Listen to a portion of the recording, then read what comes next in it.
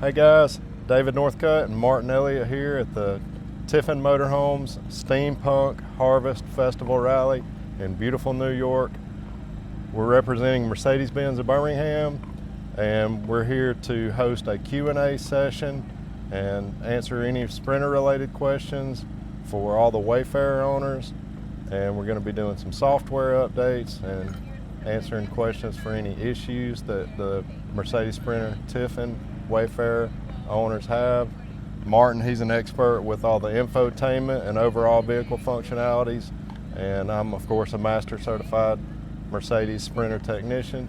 So stick around for some great Sprinter content, and thanks for watching. Thanks, Martin. Yep, it's tie bow on it. Okay, so I had an issue on the left side of the steering wheel. There's the button that you can swipe and you get miles per hour and various things. Yeah.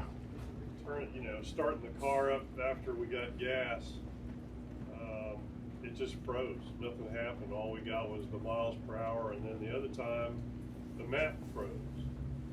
And then I wasn't sure whether it was because we had to turn the engine off and turn it on again. Mm-hmm. We did it it froze a couple of times, and then it stopped on the way up here, so I'm not sure what. Okay. So you noticed you got your left side touchpad and the right side touchpad. Yeah. You noticed one. You would hit home, nothing would happen. Okay. And you would hit home for the map, nothing would happen. And then it sort of swam out of it on the way up here. Okay. That's not a common thing. I have had to replace a couple of the touchpad button groups to fix a problem. If you want, we can check to see if there's any codes. Yeah, you're Yeah. welcome to come down and look. All right. I'll give you a site number after. Now, has anybody had problems with their fuel gauge too? Because sometimes I'll fill up, it'll be half, I'll fill up and it doesn't show. It'll make maybe 3/4, and it'll sit right there. And Yeah. eventually once it reaches, next time I fill up, maybe it'll clear itself. Next time I do it, it'll show, if I go the quarter tank, fill it back up, Mm-hmm. it's showing half a tank, and then it gradually will climb to maybe 3/4, and it'll sit there until the level inside the tank gets to that 3/4, and then bring it back down. Yeah. And then then it clears itself after you. I see that a pretty good bit, and the issue that 99% of the time that what I see is the fuel level sensor in the tank. It's a fuel pump with a level sensor built onto it, and it's about this tall, and off the side of the fuel pump there's a metal rod that goes down and then it goes out, and there's a little pickup tube that's mounted to that rod, and that little pickup tube will get stuck on the side of the tank when they install it into the tank. It gets hung on the side of the tank, and the float gets hung on that where it got stuck on the side of the tank. And so to fix it, we just need to drop the fuel tank out, get that pickup tube unstuck from the side of the tank, and that'll fix it. Yes, sir. Diesel particle filter, and I've been paying a lot of attention to mine lately. You got to be going 55 or thereabouts for it to go into regen. Mm-hmm. So if you immediately slow down or even stop, how does that affect that thing picking up the regen again, continuing to make sure that it completely clears that filter? It'll restart the regeneration as soon as all the criteria are met. I don't know if you recall, we were in Florida and we went to a local dealer, a Mercedes dealer, and we had a check engine light on, and she quoted me for the part $3,000. And I called David, and he did a little research and said, well, yeah, that's the price on the current one, but there's a newer one that's available. I can get it out of Germany for you, and it's about half the price. So we drove from Florida up to Birmingham, had you guys do it, for half the money. Yeah, So David is a good guy to call. Oh, thank you. We try to take care of each and every one of y'all Yeah. best way we can. Let's let them know there's a discount for being a Tiffin owner. Yeah, you get a 20% discount for, being a Tiffin owner too, if you come to our place. Plan us in a trip. Yeah. If you're far enough out to know. Yeah. Has everybody signed up for the Mercedes Me Connect? Because that's a good thing to have. Anybody who's not operational, I'll get you that way. What are you talking about? The meet and, It's the companion app. It pairs up with the multimedia screen. It's going to give your navigation greater functionality. The voice control is going to be more responsive. David can do remote diagnostics. So if you have a dash light that comes on and you're driving and you've got that ominous light staring at you, if he sees fault codes, he can advise you, give you a little peace of mind, because it's not always a day one emergency, sometimes so, but more times than not, lights are preemptive. Yeah, there's something there. But remote diagnostics, you can unlock the vehicle. is that on the 2019? It's a 2019 chassis or newer. I'm glad you said that. Hey, Martin, my vehicle's about 5 years old, and I've Yes. been getting challenges from Mercedes on my Mercedes Me app about wanting me to upgrade. Hey, what do we still get after all of the Yep. warranty stuff? That's a good question. So you had it for 3 years. As of the 23 Mercedes chassis, it went to 1 year. Okay. It's a terrible trend in the industry, but everybody's doing it. It's not going to go away. So you get 1 year now, but after that, it's $150 a year. You do still have the core features, like I mentioned, the remote diagnostics, which, if it was me, that would be the one I would care about. So But that stays, even if that- it's 5 year, that's free? that stays. The main things that go away are those surface attractions, like the lock and unlock. Yeah. It's going to dumb down your navigation system a little bit, but if you've just got a basic knowledge of that nav system, which if anybody wants a tutorial, it's not the most intuitive when you've got a better computer and options in your phone, which you can utilize Apple CarPlay, which is under the flap on top of the dash. So you can essentially integrate your phone in. So the nav is still operational. It's, like I said, it's dumbed down, but you can still do basic address entries. And one thing to note with the nav too, and I wish it wasn't this way, it's just going to give you your home region for map updates. So anyone that's interested in getting different regions, I've got an email template that I sent out to the first person I had to kind of explore this on. He said it worked like a charm. Paper, it seems a little tedious. I wish they'd make it easier, but essentially you put a USB drive and a desktop through your Mercedes login or Mercedes Me Connect, which I can go individual on all this with anyone who wants to. I know we'll be able to get around to everybody in the next 2 days. So yeah, you've got to go on your computer, download different regions, or you can do the whole country, and then you have to jump back in the vehicle and put a USB drive in. That's going to upload all the different regional maps and updates. But even without that, even the dumbed down version, it's still good. And I always recommend, if I'm traveling, I've never been there before, or even if I've been there 1,000 times, just depending on what's going on the road, I'm going to have the Mercedes nav operational. And I'm also going to pop that tab on the dash where there's a wireless charging pad, and there's 3 ports there to charge your device. It's the left side port. So I'm also going to run Apple CarPlay or what's the Android Auto. So you can use Waze, Google Maps. There's actually an app called RV Life that integrates to that too. I've heard some good feedback on that, and that's actually going to give you the height restrictions. Mercedes keeps saying they're going to do that, like they did with the remote start, which for the 25 chassis is operational now, but it's usually later than sooner on things. But and I feel like I'm rambling, but yeah, if we can do some one-on-one, anything that's been vague, I'll make sure to get that going for you while we're here, or follow up when we get back to Birmingham. You said on the little flap door in the middle of the dash. Yes, sir. The ports are. That's right. That's a wireless charging pad also. So if you look over in there's that little rubber mat there, Right. and it's got some margins there. As long as you have it good and set down in that cradle, and give it a second, once you make sure it's flat, you'll see your phone light up. And even across the top of the MBUX or Mercedes-Benz user experience, our jargon for multimedia, you'll also see the phone icon with the lightning bolt across it. So did I hear that right when you said when you have the Mercedes Me Connect, the over-the-air map updates only gives you Your home region where, Your you, home where you were region. signed up for through Mercedes Me Connect. Okay. And you know, the size of those regions vary depending on where you're at. Okay, all right. Does that map connect your Apple CarPlay wirelessly, or do you still have to have it plugged in? It still has to be tethered, yes, sir. Okay.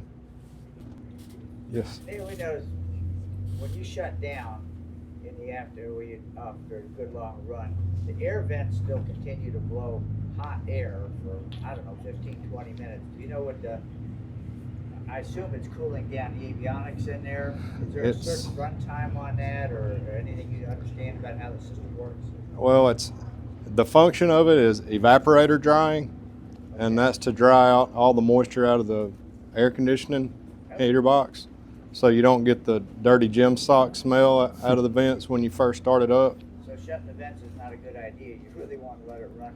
Yeah, it just keeps the mold and mildew from growing inside the heater box. Oh. It dries it out, before everything just shuts down. Yes, sir. Since my coach has gotten a few more miles, I'm only about 50,000 miles, but I've noticed that when it sits for more than a week or two, when you first start it, it's almost like it's got a little bit of a miss. It only lasts for like 30 seconds, maybe a minute, and then it goes away. Does that throw a code that could be read, or Sometimes. come on, but yeah, Most of the time not, most of the time not. because I've seen that a lot over the years, and I've never been able to pinpoint exactly why, but sometimes they'll miss a little bit and clear up, especially if they sit for a couple days or maybe a week. They'll miss a little bit and then run perfect like a sewing machine and never have a problem. Probably could have something to do with fuel. Yeah. On the new 4500 chassis, Yes. tell us about the comparison on the shocks and the sway bars, and on the front end, do you still have to have, if the front end's not aligning, do you still have to put in the camera bolts? What is the difference in that in the 3500? I'd have to say it's got something to do with the springs, and that's because I can't visually see anything different on the brakes, or everything looks pretty much identical. So I think it's going to be the springs mostly, and that's about it. It probably has a bigger sway bar. I know the 17 that we had, we went into the 22, the sway bar was larger. Yeah. But if the front end's out of alignment and can't be corrected, you still have to put in the camera bolts on the 45. You do. Yes, sir. You did a video on replacing the chassis battery Right. a while back, and if we choose to do that ourselves, then you said you have to take it to a dealer to get it plugged on the computer. Yeah. Is there a certain amount of time that you'll cause damage, like replacing the battery and getting it to a dealer? I couldn't say there's a certain time. I would say that, if you get it reset, it's probably going to charge the battery around 13.2, 13.5 volts. And then if it thinks there's an old battery in there, it's probably going to be charging it around 14.5 or something like that. So I'd say it'd be like over several months, it'd be like a degradation type thing. It's not, it's just going to be like it might reduce the service life of the battery by several months, if you just didn't ever have it done. Is that something you did do here when you checked the software? Yes. Yeah, if you have a new battery that you have had installed, I can do that reset for you. I didn't know you had to do something extra. Put a new battery in there, hook it up. No, we hook up a computer, go into the SAM control module, and tell it, you select confirmation of battery change and tell it it's got a new battery. Doesn't it relearn that? Doesn't it relearn the charging? No, there's no. capacity of the battery? I don't think so. Yeah, I think you have to tell it it's got a new battery. Yeah. Most everyone does. Yeah. They, I hate to think, what's the dealer charge you to come in and have them tell this SAM unit that it's a new battery? most of them probably going to charge you an hour labor. Yes. Yeah, I've had to clean my HER valve probably 3 or 4 times in 75,000 miles. Additives or anything that you know or recommend that would help keep that thing from coming up as quick as they do? No. None that I can speak of. I know a lot of people use seafoam, and I'm trying to get Mercedes to chime in to me on what they're okay with us using, but I haven't got anything out of them yet. They say Yeah, no. yeah. They don't like to put anything out official about fuel additives or anything. It's kind of what I understand, because every time I try to inquire, they don't really want to. They're just like, we don't have anything we officially endorse that you can use, so I don't have anything that I can recommend that Mercedes is okay with. Is it a warranty issue if you do use something? That's part of the thing that I'm having trouble getting out of them as well. So I couldn't say anything that Mercedes would, be okay with. I did recently email one of the technical guys, the technical engineers from Mercedes, to see if he would, give me some information on, anti-fuel gelling additives and such, but I still haven't got anything back. Yes, sir? By disconnecting a battery for winter when I put it away from storage, is that going to affect the computer or not? I read that it maybe affect the windows as far as retracting back and forth, going up and down. Yeah, Won't affect it any. I haven't seen it affect anything else. So I disconnect it. So I Yeah. go underneath the dash and just pull the plug. The only thing that you need to do is, before you disconnect it, when you turn the engine off, wait at least 10 minutes, 15 minutes, wait for the dash to turn off and everything, and then disconnect it. Right. Yeah. If you don't wait, you'll get a check engine light when you reconnect it and crank it up. But other than that, yeah, like you said, the windows might lose synchronization, but that's the only thing I've ever seen. The other thing that happened was you can't lock the wheel. You have to manually use the key to Yeah, yeah. lock it, put the button down on the driver's side, but if you can open it from the outside, it'll open right up. Yeah, That's it. yeah, Just won't lock. Passenger side will lock, driver's side. yeah. I guess they do that to keep you from locking yourself out or something. Yeah, with the battery. Yeah. I guess when the battery goes dead. Yes, sir. So there's no problem pulling that, separate the house from the chassis. No, and if you're going to leave it like that for over 3 weeks is what they say, I think, then you also need to pull the fuse for the auxiliary battery. Is what Mercedes says to do also. And I think it's like fuse number 32. Yeah. They call it an emergency P battery for, and that's for if your main chassis battery fails, can use that to put the vehicle in park. So, yeah, since you've got basically the shift by wire, system. Is that all that does? That's it. I knew it had something to do with the transmission. Mhm. Once you go into park. Yep. So if that thing dies, we'll never know it unless you'll get a light, because it does have a light. Yeah, it'll give you a warning message if that battery goes bad. Yeah. So replacing it early really doesn't make a whole lot of sense, because as long as your main battery Nah. is working, it doesn't make any difference. Yeah.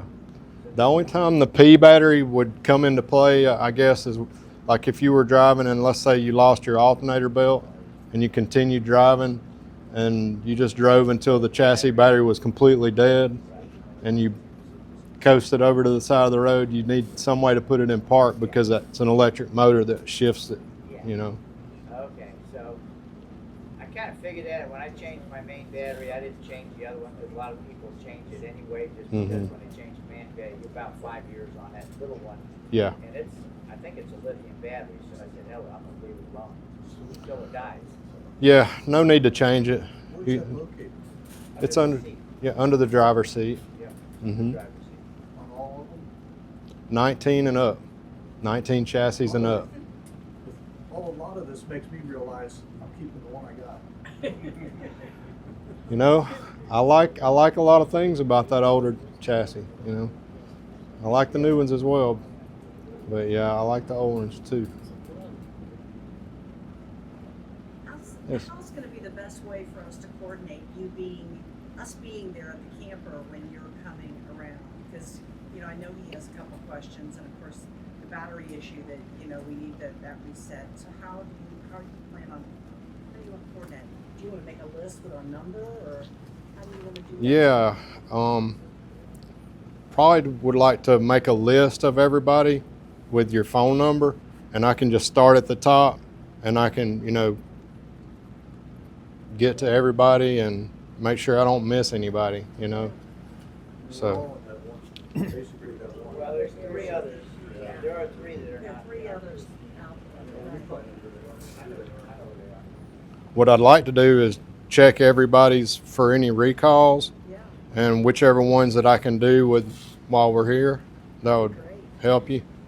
And then if you have any questions for, you know, other stuff like, you know, the Mercedes Me Connect, this is the guy that knows all about that. And, you know, Martin help you with whatever else you need, and I can do the updates.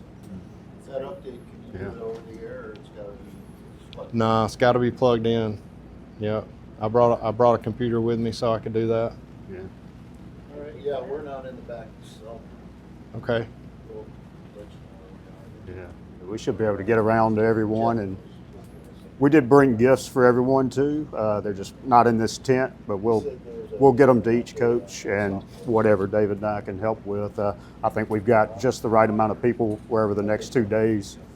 Anything we can do here will get done, and Yeah. if not, we can follow up on anything that lingers.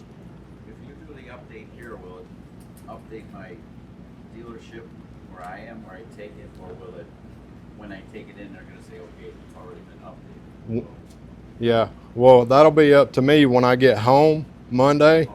I need to write a repair order for it, and then have our warranty, you know, person put it in the system that we did it, and that's the way it'll close it out.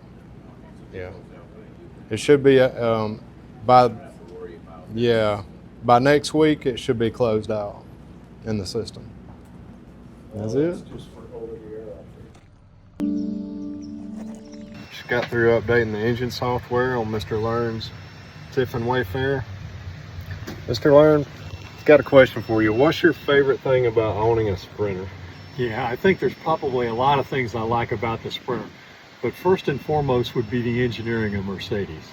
I know it's quality and I can count on it. The second thing is probably the service and the concierge service you get from the Mercedes folks. They do a bang-up job. The technicians have all been fantastic. All right, thanks, Mr. Learn. Hey, Mr. Everett, what's your favorite thing about owning a Sprinter? Well, I love how easy it is to drive, and the visibility is great. Everything is intuitive, just easy and fun to drive. Sounds great. Hey guys, I'm here with the Goodenkoffs, and we just got their navigation up and running. All right. So what's your favorite thing about owning a Sprinter? Ease of driving, ease of parking, ease of getting around and handling. Yeah. Easier to troubleshoot. Sounds great. Well, thanks Okay. guys. Well, thank you, You're and welcome. great service. Thank you. I'm here with Jerome. Hey Jerome, how you doing today? Hey, how you doing, David? It's good to see you again. Good to see you too. What is your favorite thing about owning a Sprinter? Well, it's kind of hard to say where you start, but I can tell you they're a dream to drive. I mean, the ride is just fantastic, and you can, even though it's on a Class C motorhome, we can just park it anywhere we want to.